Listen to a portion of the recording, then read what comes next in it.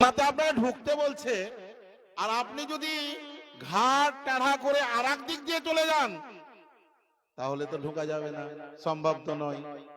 কারণ আল্লাহ golden chance এনে দিচ্ছেন। মানুষের জীবনে মানুষ পাপ করবে, আল্লাহ তাআলা মানুষের প্রতি এত রহম করবেন, মানুষ যদি সমুদ্রের ফেনার সমান পাপ, সমুদ্রের ফেনার সমান পাপ নিয়ে আল্লাহর কাছে হাজির হয়, আল্লাহর কাছে যদি স্যালেন্ডার হয়, আল্লাহ তার চাইতে বেশি রহমত নিয়ে আল্লাহ মাফ করে দেবেন। ভাইরি আমার, এ ব্যাপারে অনেক ঘটনা আছে, অনেক ইতিহাস আছে। যাই হোক, আমরা সবাই বুদ্ধিমান মানুষ, বলে মৌলভী সাহেব এগুলা বলতে হয়, বলছে আমাদের মনে মনে একটা কথা এটা গেঁথে নিচ্ছে, অসুবিধা কিছু নেই। তো যাই হোক, যে কথাটা আপনাকে বলতে চাইছিলাম আমি, যে আল্লাহ তাআলা এত ভালোবেসে আমাদেরকে তৈরি করলেন। শয়তান বলছে যে আমি ওদের জন্য শয়তান হলাম, কারণ শয়তানকে যখন বলা হলো যে তুমি আদমকে সাজদা করো, ফাসাজাদু ইল্লা ইবলিস, সবাই সাজদা করলে কিন্তু ইবলিস সাজদা করলে না। সিজদা যখন করলে না, আপনারাকে দেখতে টেঁড়া করে বুঝে সামনে যদি চলে আসতেন, সবটি তো ভালো লাগতো কথা বলতে। আপনারা সামনে চলে আসেন, একটু আসেন তো বাবজির, আসেন একটু সামনে আসেন তো, আমাকে টেঁড়া ভাবে দেখতে হচ্ছে আপনাদেরকে, কারণ এদিক থেকে এদিকেই বেশি আছেন আপনারা। একটু বসেন তো, শীতও পড়ছে, সামনে চলে আসেন, আসেন তো, বসেন তো, যে কয়জন বসেন তো আল্লাহর রহমত হবে, বসেন তো, বসেন, বসেন, বসেন, সবগুলো বসেন তো, যে কয়জন আছেন আল্লাহর রহমত এখানেই বর্ষণ হবে, যে ওইখানেই বসেন। তো যে কথা বলছিলাম, সবাই সাজদা করলো, ইবলিস করলো না। শোনা কথা, সবই শোনা কথা আপনাদের আমি বলবো, আমি নতুন কথা কিছু বলতে পারবো না। তো এবার বলছে যে তোকে তো, তুই তো আমার অমান্য করেছিস, অতএব তোকে জাহান্নামে যেতে হবে। বলে যার জন্য আমি জাহান্নামে যাব, তার রগে রগে যেন বেড়াতে পারি, এই ক্ষমতা তুমি আমায় দাও।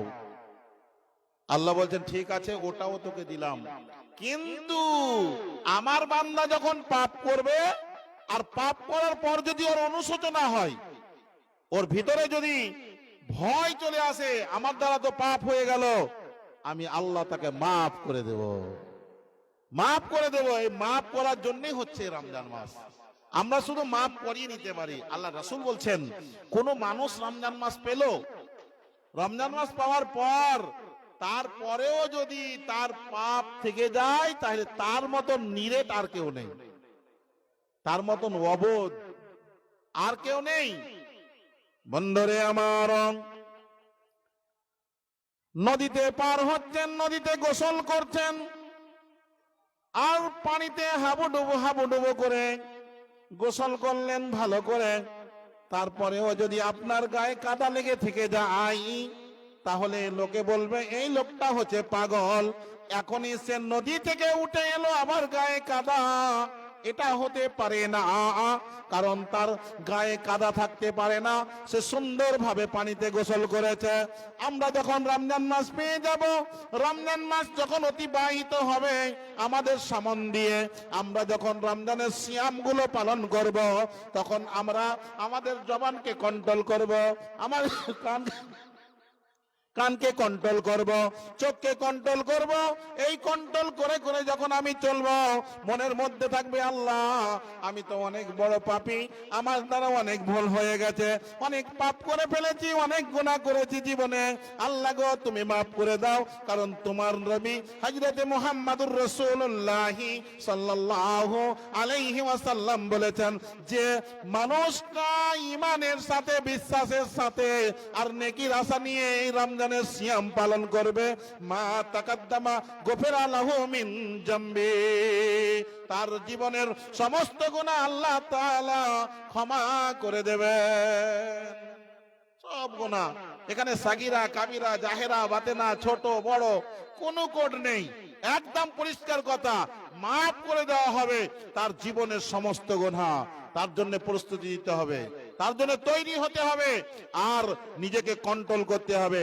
আমি মূলত দুটো কথা বলতে চেষ্টা করব। একটা হচ্ছে পাপ দুই প্রকারের, পাপ মূলত দুই প্রকারের।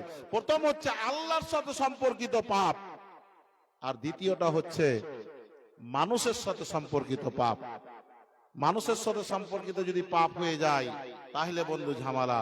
আর দুনিয়ার বেশিরভাগ মানুষ, সাউন্ড তুমি কমালে নাকি? এটা এই বক্সটা সাউন্ড কমালে? দুনিয়ার বেশিরভাগ মানুষ এই পাপের কারণে জাহান্নামে যাবে। কারণ আল্লাহ তো রহমান, আপনাকে কষ্ট দিয়ে আল্লাহর কি লাভ? আর আপনাকে জান্নাতে পাঠিয়ে আল্লাহর কি লাভ? আল্লাহ তো খুশি চাইছেন যে জান্নাতে যাক। তাহলে মানুষ যখন এগনিস্টে দাঁড়িয়ে যাবে তখন কিন্তু আল্লাহকে বিচার করতে হবে। কারণ আপনার বংশের জোর আছে, পাটির জোর আছে, গায়ের রক্তের তেজ আছে, লাঠির খুব জোর আছে, কয়েকটা বেটা আছে। আপনি একজনের সাথে অন্যায় করছেন, প্রতিবেশীর সাথে অন্যায় করলেন, পাড়া প্রতিবেশীর সাথে অন্যায় করার সাথে সাথে ভাইয়ের সাথে অন্যায় করেছেন, বোনের সাথে অন্যায় করেছেন। এদের ব্যাপারে গ্রামে অনেক জায়গায় আপনি বিচার দিলেন, কিন্তু কোন মানুষ বিচার সঠিক করে দিলেন না। তখন কি হবে? ওই মনের ভিতর থেকে ঠিক আছে, ওই জায়গাতে আমি বিচার দিয়ে দিলাম, কাল কিয়ামতের মাঠে আল্লাহ তাআলা আমার সঠিক বিচার করে দেবেন। এই কথা যখন কারো অন্তর থেকে বেরিয়ে যাবে, অন্তর থেকে আল্লাহ তাআলা কিন্তু তার বিচার করবে। তাহলে হকুল ইবাদ এটা খুব কঠিন জিনিস, বুঝলেন? এই জায়গাটাই আমরা খুব, এই বক্সটা কি অফ হয়ে গেছে? বক্সটা অফ হয়ে গেছে মনে হয়। এই বক্সটা সাউন্ড দেখো তো, ঠিক করো, কথা বলতে গেছে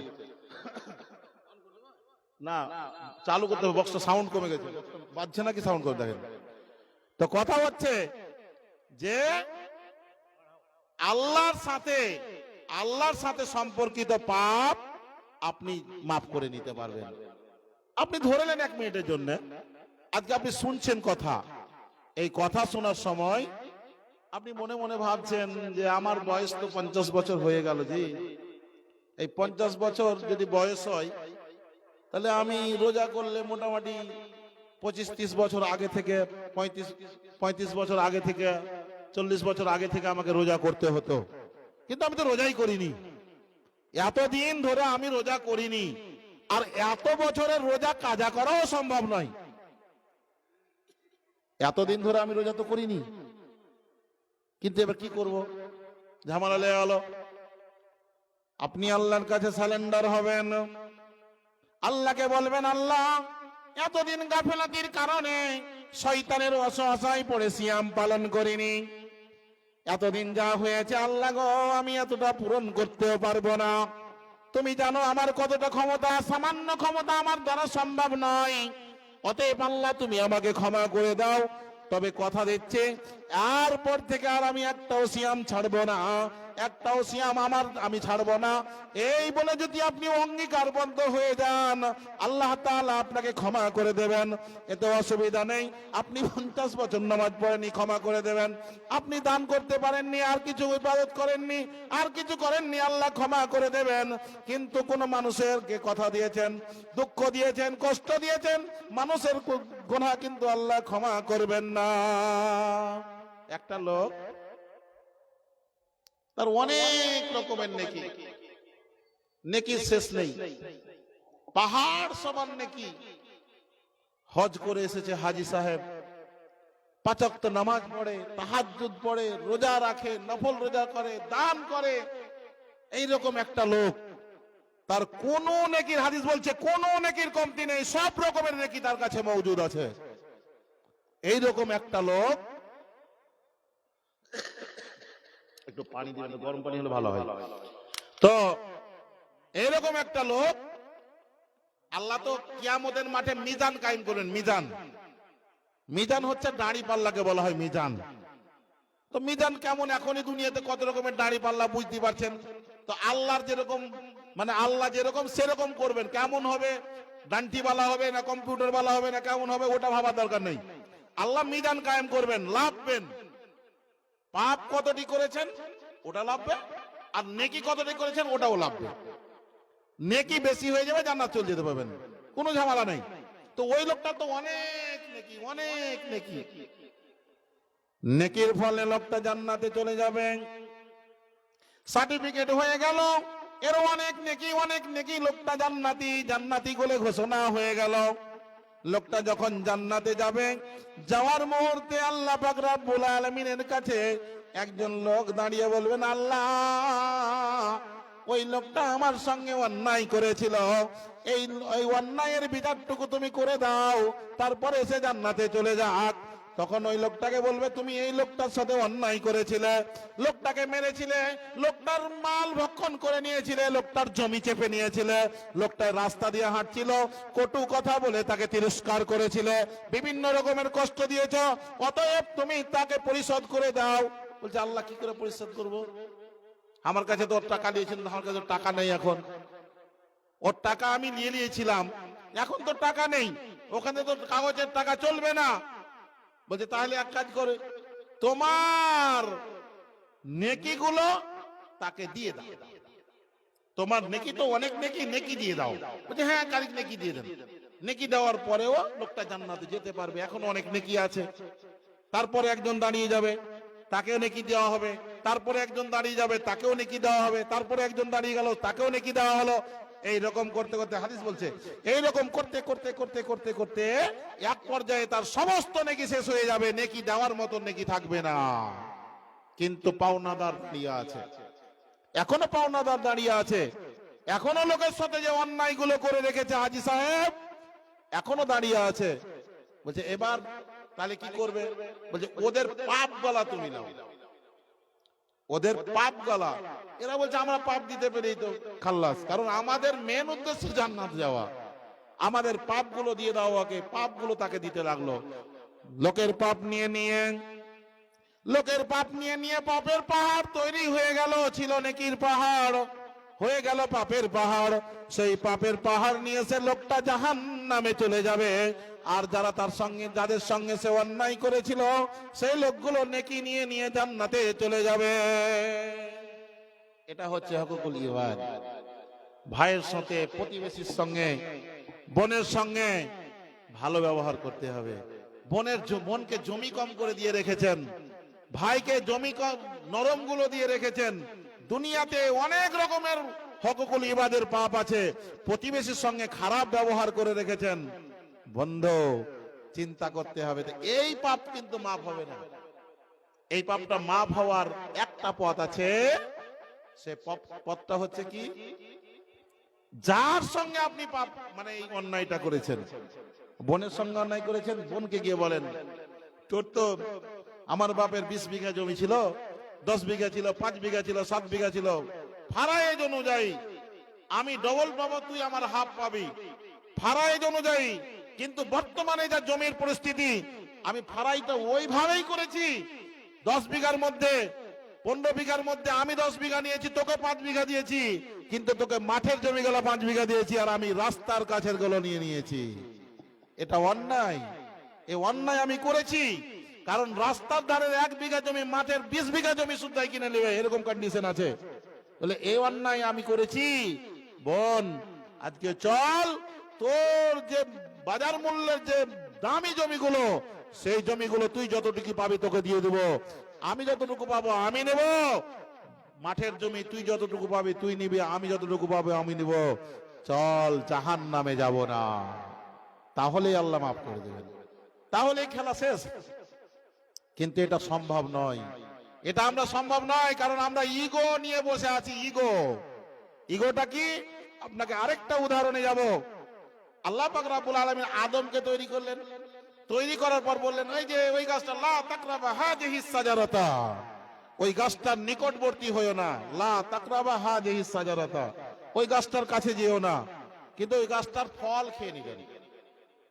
হযরতে আদম আলাইহিস সালাম ওই গাছটার ফল খেয়ে নিলেন, তাহলে একটা ভুল করলেন, একটা ভুল হলো তো। আরেকটা ভুল হলো, ইবলিসকে বললেন যে তোকে সিজদা করতে কিসে মানা করলে? আমি যে তোকে সিজদা করতে বললাম, তো তোকে সিজদা করতে কে মানা করলে? আল্লাহ ইবলিসকে বলছে, আমি হচ্ছি আগুনের তৈরি।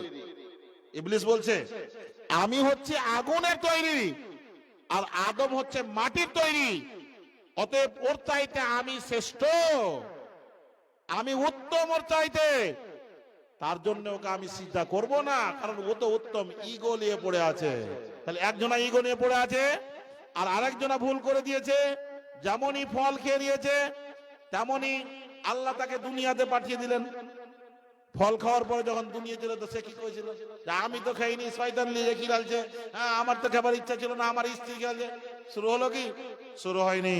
আল্লাহকে বলছেন রব্বানা জালামনা আনফুসানা ওয়া ইল্লাম তাগফির লানা ওয়া তারহামনা লানাকুনান্না মিনাল খাসিরিন। দুইজনের ভাষা দুই রকম দেখেন। একজন বলছে ওর চাইতে আমি ভালো, আমি কেন ওকে সিজদা করব? ওর চাইতে আমি কিসে কম? ওর চাই আমি তো আগুনের তৈরি, আমি তো আগুন জ্বললে উপর দিকে উঠবে, আর ওর যে মাটির তৈরি, আমি কেন ওকে সিজদা করব? সে যুক্তি দিচ্ছে। আপনি যুক্তি দিবেন যে আমি কি আমার বাপের সঙ্গে খেটে খেটে খেটে খেটে সব জমি করে রেখেছি, আমি কি বহিনের আগে যাওয়ার লেগে করেছি? দুনিয়ার কোনো মানুষ দেয় না। কেটা জমির বাপের ভিটার জমি কে দেয়? আপনার কাছে যুক্তির শেষ নেই। আর আরেকজন ভুল করে দিয়েছে, গন্ধম খেতে মানে তাকে ফল খেতে মানা করা হয়েছে, গাছের নিকট যেতে মানা করা হয়েছে, ফল খেয়ে নিয়েছে। লা তাকরাবা হাযিহি সাজারাতা, আল্লাহ বলেন খবরদার ওই গাছের কাছে যেও না, অথচ ওই গাছটার ফল সে খেয়ে নিয়েছে। বন্ধুরে আমার, সঙ্গে সঙ্গে আল্লাহকে বলছে আল্লাহ রব্বানা জালামনা আনফুসানা, আল্লাহ গো আমি আমার নফসের প্রতি জুলুম করেছি, ওয়া ইল্লাম তাগফির লানা, তুমি যদি মাফ না করো, ওয়া তারহামনা, তুমি যদি রহম না করো, লানাকুনান্না মিনাল খাসিরিন, আমি ক্ষতিগ্রস্তদের অন্তর্ভুক্ত হয়ে যাব। আল্লাহ তুমি মাফ করে দাও আমাকে, আমার প্রতি রহম করো, আমি ভুল করে দিয়েছি। তো স্যালেন্ডার হয়ে গেল। আল্লাহ পাক রব্বুল আলামিন হযরতে আদমকে মাফ করে দিলেন, কিন্তু আরেকজনকে মাফ করলেন না। সে তো যুক্তি শুরু করলো। আমরা মানুষ বেশি যুক্তিবাদী, যারা বেশি বেশি যুক্তি নেই তারা হচ্ছে শয়তানের দলের লোক। আর যারা যারা নিজেদের ভুলকে স্বীকার করে নেয়, নিজের ভুল স্বীকার করে নিয়ে আল্লাহর কাছে সারেন্ডার হয়ে যায়, সেই লোকটা হচ্ছে নবীর দলের লোক। আমরা কোন দলে যাব নিজে ডিসাইড করে নেব, চিন্তা ভাবনা করে নেব কোন দলে আমরা যাব। রমজান তো পেয়ে যাব, রমজান চলে এসেছে, যদি আল্লাহ হায়াত রাখে রমজান পাবো, জীবনের সমস্ত গুনাহ মাফ করতে হবে। কিন্তু যে অন্যায়গুলো করে রেখেছি পারিবারিক ভাবে, যে অন্যায়গুলো করে রেখেছি ভাইয়ের সাথে, বোনের সাথে, প্রতিবেশীর সাথে, সেগুলোই স্যালেন্ডার আগে হতে হবে। স্যালেন্ডার হয়ে খালেস নিয়াত নিয়ে আপনি আল্লাহর কাছে দাঁড়ান আর বলেন আল্লাহ জীবনে অনেক পাপ করেছি, যত রকমের পাপ আছে সমস্ত পাপগুলোকে সামনে রেখে নিয়ে আল্লাহকে বলুন আল্লাহ অনেক পাপ করেছি, মানুষের সাথে অনেক অন্যায় হয়ে গেছে, তাদের সঙ্গে মাপ চেয়েছি, আল্লাহ তোমার সাথে তোমার ইবাদত কম করতে পেরেছি, আল্লাহ তুমি ক্ষমা করে দাও। আর এই বলতে বলতে বলতে বলতে বলতে বলতে আপনার নয়ন দিয়ে যদি 2 ফোঁটা অস্ত্র বেরিয়ে যায়, চোখ দিয়ে যদি 2 ফোঁটা পানি বেরিয়ে যায়, আল্লাহর রাসূল বলছেন পৃথিবীতে যত পানি আছে, যত সাগর আছে, প্রশান্ত মহাসাগর, আটলান্টিক মহাসাগর, ভারত মহাসাগর, যত রকমের এই মহাসাগরগুলো আছে, এই মহাসাগরের পানিগুলোকে যদি জাহান্নামে ঢেলে দেওয়া হয় তারপরেও জাহান্নামের আগুন নিভবে না। কিন্তু মুমিন তুমি কাঁদতে কাঁদতে তোমার চোখ দিয়ে যদি 2 ফোঁটা পানি বেরিয়ে যায়, এই পানি তোমার জন্য জাহান্নামকে হারাম করে দেবে, তোমাকে ওই জাহান্নামের আগুন পুড়াতে পারবে না। জাহান্নামের গভীরতা কত জানেন? জাহান্নাম বলছি আমরা শুনে শুনে শুনে শুনে এমন অভ্যস্ত হয়ে গেছি যে এটা মামার বাড়ির মতো অবস্থা। জাহান্নামের গভীরতা কত জানেন? আল্লাহর নবী হযরতে মুহাম্মদুর রাসূলুল্লাহ সাল্লাল্লাহু আলাইহি ওয়াসাল্লাম তিনি বসে আছেন সাহাবাদেরকে নিয়ে। এমন সময় একটা আওয়াজ এলো, এখন শোনা যায় না, আগে আমরাও শুনতে পেতাম। এই পাহাড়ে ধরেন যখন হুল মারছে তো বুম বুম দূর দূর থেকে আওয়াজ শোনা যেত। এখন সব ইলেকট্রনিক যুগ হয়ে গেছে, এখন আর শোনা যায় না। তো এরকম একটা আওয়াজ যেন কোথায় ঠেকে গেল, কোন শেষ প্রান্তে কিছু যেন ঠেকে গেল, এরকম একটা আওয়াজ। আল্লাহ রাসূল বলছেন সাহাবাদেরকে বলো তো এই আওয়াজটা কিসের? তো সাহাবারা বলছেন আল্লাহ আল্লাহ রাসূলই ভালো জানেন, এটা আমরা জানি না। তা আল্লাহ রাসূল বলছেন আজ থেকে নিয়ে 70 বছর আগে একটা পাথরকে জাহান্নামে ঢাকলে দেওয়া হয়েছিল, জাহান্নামের কিনারায় একটা পাথরকে ফেলে দেওয়া হয়েছে জাহান্নামের ভিতরে। পাথরটা পড়তে পড়তে পড়তে নিচে পৌঁছাতে 70 বছর সময় লাগলো। জাহান্নামের গভীরতা আপনি আন্দাজ করে নেবেন, একটা পাথরকে পড়তে 70 বছর সময় লাগে। ওই জাহান্নামের আগুন থেকে বাঁচতে হবে, যার আগুনের রং হচ্ছে কালো।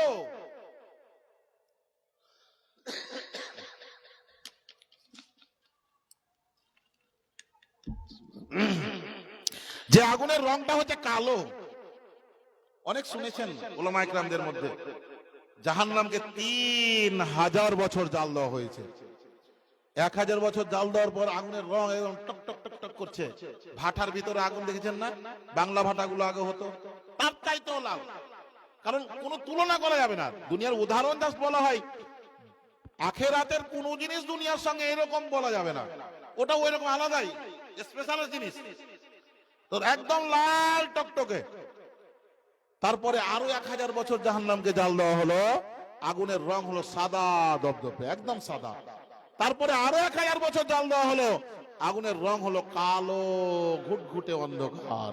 পাজরে পড়ে আরেকজন চিল্লাবে, দেখতে পাবেন না।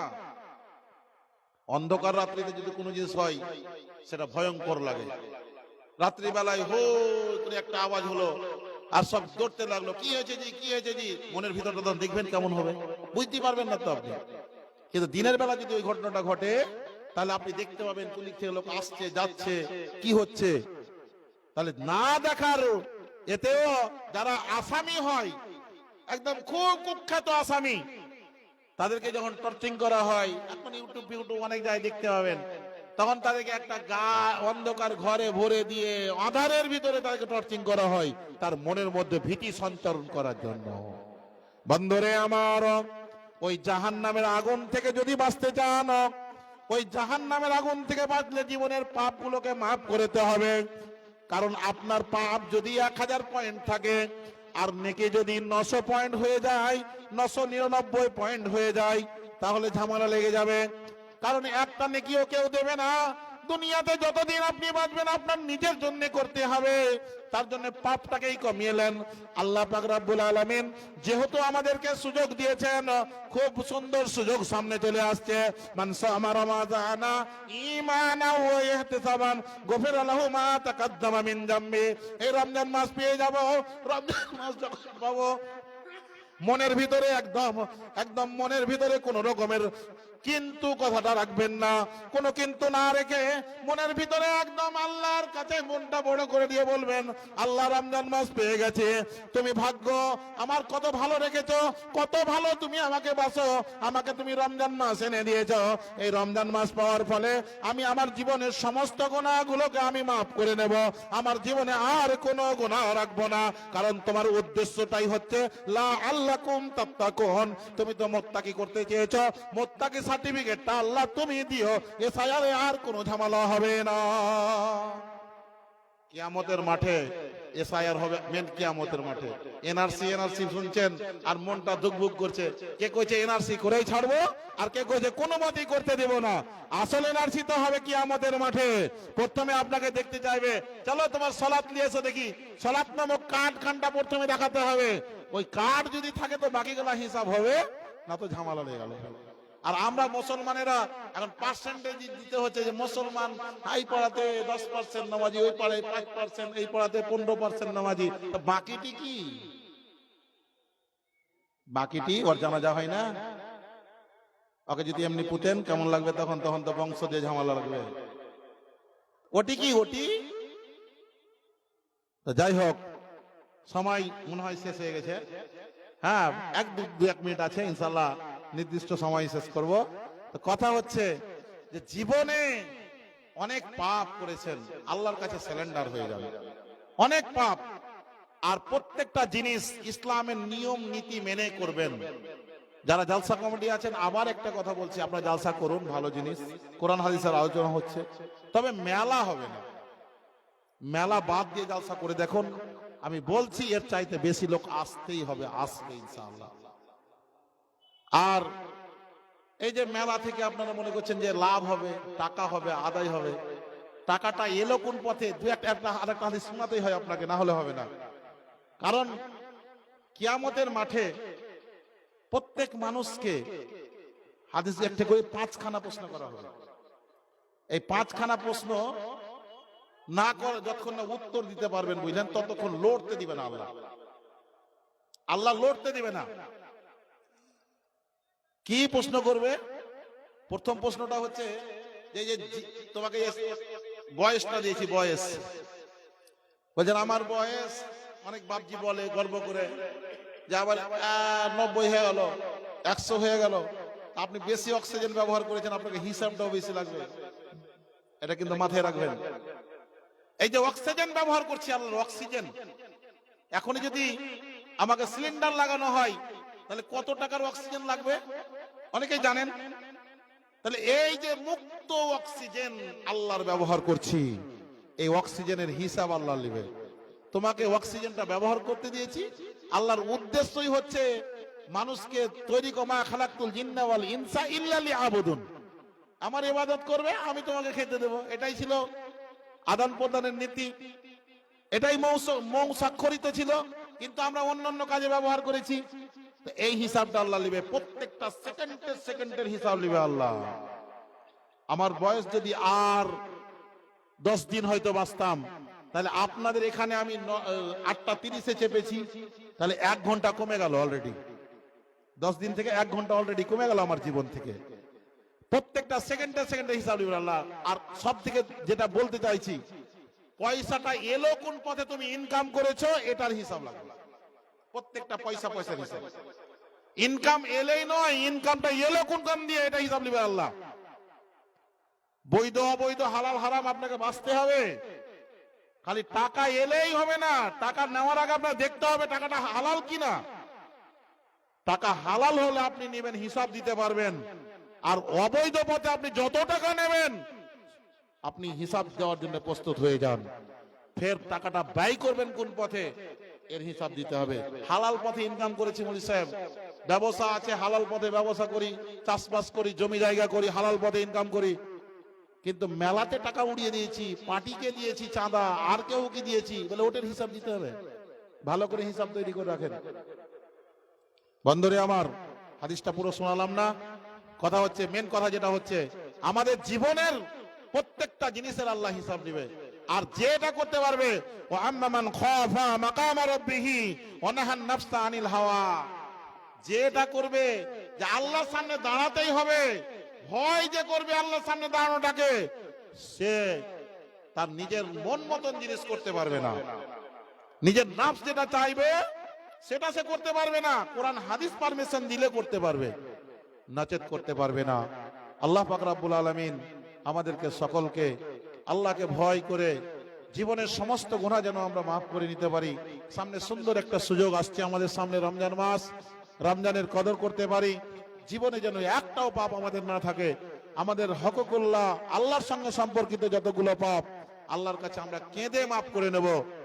আর প্রতিবেশীর সঙ্গে, ভাইয়ের সঙ্গে, মায়ের সঙ্গে, বাবার সঙ্গে, বন্ধু বান্ধবের সঙ্গে যে সমস্ত পাপগুলো হয়েছে, তাদেরকে গিয়ে সারেন্ডার হয়ে বলো, ভাই এটা ভুল করেছি, নিশ্চয়ই আপনাকে মাফ করে দেবে। আল্লাহ পাক রব্বুল আলামিন যেন আমাদেরকে মাফ করে নেওয়ার তৌফিক দান করে, বলি আমিন। ওয়ালাইকুম আসসালাম। আসসালামু আলাইকুম। আসসালামু আলাইকুম ওয়া রাহমাতুল্লাহ। আলহামদুলিল্লাহ, জাযাকাল্লাহ। জনাব মাওলানা ফাজিলাতুস শেখ জনাব মাওলানা জিয়াউল হক সাহেব, আপনাদের সামনে খুব গুরুত্বপূর্ণ বক্তব্য রাখছিলেন। যে বক্তব্যের সারাংশ খুবই গুরুত্বপূর্ণ, যে রমজান মাস আমাদের সামনে আসছে, রমজান মাস কেন, রমজান মাসের সিয়াম আমরা কেন পালন করব, উদ্দেশ্য কি, সে বিষয়ে যথেষ্ট উনি আলোচনা করলেন। সে বিষয়গুলো আমরা সকলে মূল্যায়ন করব এবং সেভাবে